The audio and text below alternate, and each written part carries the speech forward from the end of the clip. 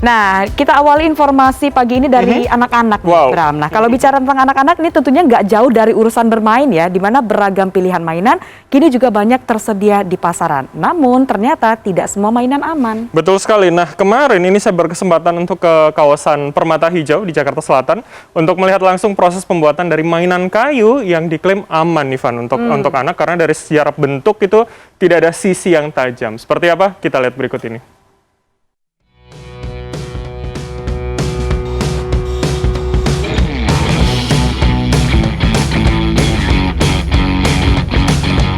Di masa kini beragam pilihan mainan untuk anak banyak tersedia di pasaran.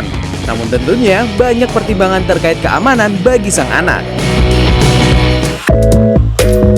Saya menuju ke kawasan Permata Hijau, Jakarta Selatan. Tempat ini memproduksi beragam mainan yang terbuat dari kayu. Mainan-mainan ini juga diklaim aman bagi anak karena dibuat tanpa sudut yang tajam.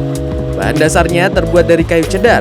Kayu ini biasanya digunakan untuk membuat pensil. Pertama, gambar bentuk yang diinginkan berdasarkan pola yang sudah dibentuk sebelumnya. Kemudian potong kayu menggunakan gergaji mesin.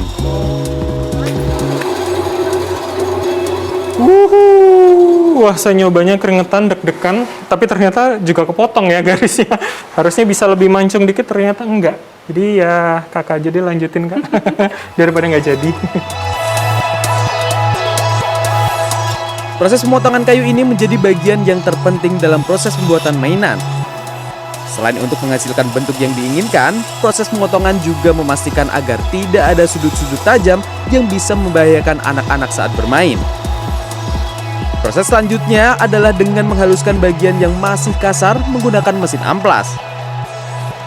Tiap bagian kayu yang masih terasa kasar dan tajam diamplas hingga benar-benar halus. Barulah setelah itu potongan-potongan kayu ini disatukan hingga menyerupai pola yang dibuat. Agar semakin menarik, kayu diwarnai menggunakan cat kayu yang tentunya juga aman. Nah, Tara sudah jadi dicat, tapi sepertinya ketebelan ya. Jadi biasanya sih karena sudah terbiasa maka akan bagus. Berarti saya harus lebih banyak mencoba lagi supaya lebih bagus daripada ini. Bagi pembuatnya Melisa, karyanya ini tidak hanya sebagai mainan saja, tetapi juga sebagai salah satu bentuk medium kampanye cinta lingkungan. Hal ini ditunjukkan dari bentuk mainan yang mengangkat tentang hewan yang dilindungi serta penggunaan bahan dasar yang berasal dari bahan daur ulang yang sudah tidak terpakai. Tujuan utamanya adalah menyebarluaskan kebahagiaan itu. Jadi dari mainan kayu khususnya yang ramah lingkungan dan safe, baby safe dan lain-lain, menurut aku itu penting sekali untuk pertumbuhan otak anak-anak biar mereka juga bisa berkembang dengan baik, aman, tapi lebih bagus lagi untuk perkembangan otak mereka.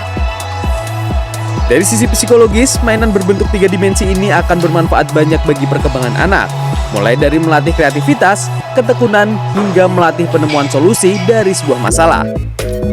Bagaimana dia menyusun balok, ya keseimbangan. Mungkin kan, baru 2 udah ya goyang-goyang jatuh. Ya kemudian dia belajar lagi, itu juga ketekunan ada di sana. Berpikir ini menyangkut logika, kreativitas, ya juga problem solving ada di situ. Selain untuk perkembangan psikologis, keterlibatan orang tua saat bermain ikut meningkatkan hubungan emosional antara anak dengan orang tua. Sehingga tercipta ikatan yang lebih erat. Bram Hedlambang, Ilham Aji, Jakarta.